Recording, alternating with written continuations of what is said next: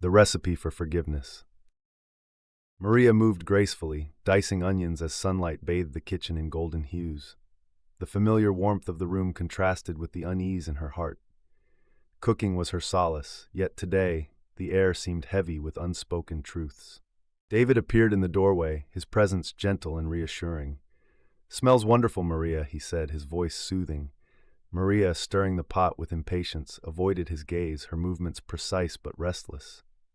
As Maria chopped carrots, memories surfaced, challenging her usual escape. "Do you need help?" David asked, sensing her turmoil. "I can handle it," she replied sharply, surprising even herself with the edge in her voice. David's words lingered as Maria paused, knife hovering. His gentle reminder that the best dishes are made together resonated deeply, confronting her with a past she had long evaded. The rich aroma of simmering stew filled the kitchen, masking the tension. "Why do you keep running?" David's question pierced Maria's defenses, her hands trembling as she whispered, "I don't run." David moved closer, his presence steady.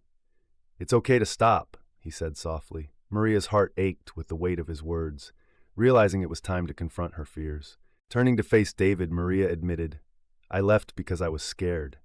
Her vulnerability was both terrifying and liberating. David nodded, his eyes filled with understanding. "I want to stop running," Maria said, taking a tentative step toward healing.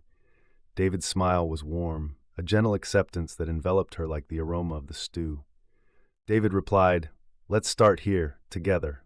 Sometimes the best ingredients are understanding and patience." Maria felt a shift, a release of the burden she had carried. As they shared the meal, the kitchen felt alive with possibilities. Maria saw in David's eyes a reflection of who she wanted to be, a person capable of facing her past and embracing forgiveness.